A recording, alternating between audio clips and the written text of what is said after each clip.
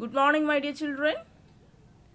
In this module, I am going to teach you about the different employment generation programs implemented by the state as well as the central government. These are the different programs implemented by them for the creation of the ample employment opportunities in our country. The third program, National Food for Work program. In our previous modules, we have discussed about the first two modules. In this module, we are going to discuss about the third one, National Food for Work program. Children, it was launched in the November 2004 in 150 most backward districts of the country, identified by the Planning Commission in consultation with the Ministry of the Rural Development and the state governments. And what is that objective of the program? It was to provide additional resources apart from the resources available under the Sampurna Gramin Rozgar Yojana to 150 most backward districts of the country, so that the generation of the supplementary wage employment and providing of food security through creation of need-based economic, social and community assets in their districts are further intensified. So children, I have discussed about the Sampurna Gramin Rozgar Yojana. So apart from the resources supplied by this program,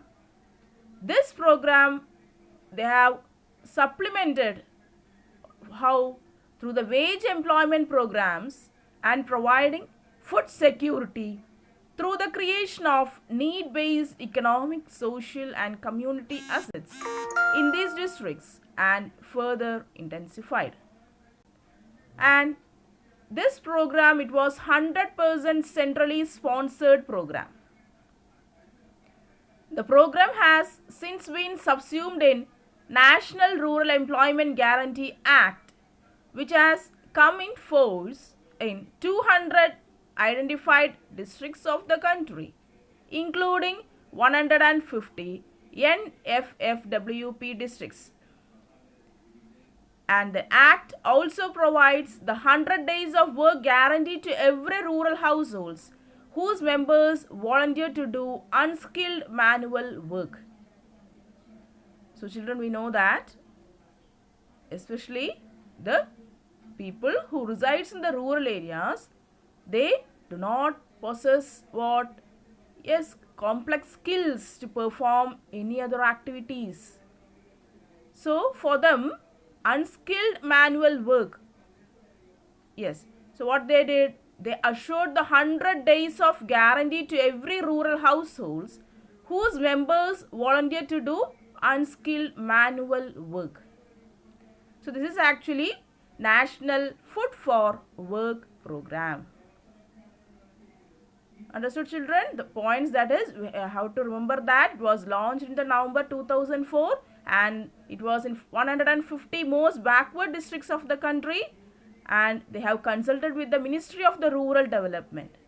We know that whatever the reforms that we have to introduce in these rural areas, that we have to get the consent of the Ministry of the Rural Development and the state governments.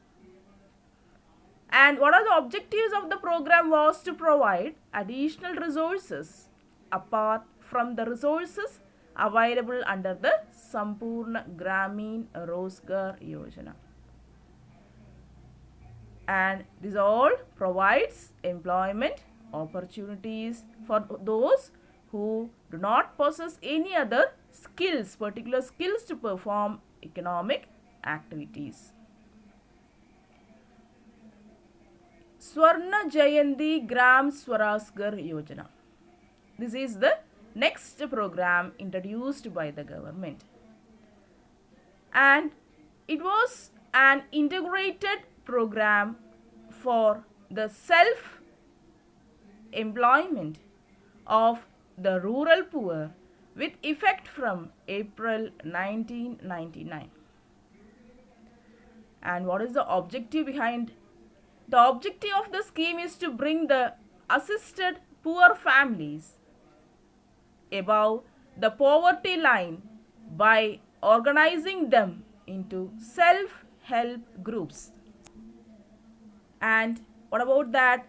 Self-help groups, through the process of social mobilization, their training and capacity building and provision of income generating assets through a mix of bank credit and government subsidies.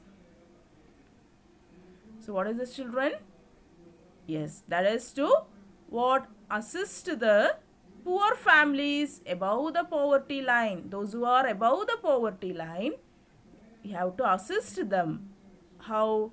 By providing training and capacity building programs. And we have to provide income generating assets through a mix of bank credit, government subsidies. That is, we know that for the poor families, it is not affordable for them to what? Yes, to buy the inputs necessary for the agricultural operations. So for such inputs, and as well as we know that they have to what? Get loans to perform such activities also.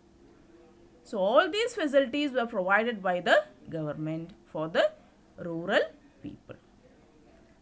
And it also established the activity clusters through the selection of key activities based on aptitude and skill of the people, availability of the resources and market potentiality.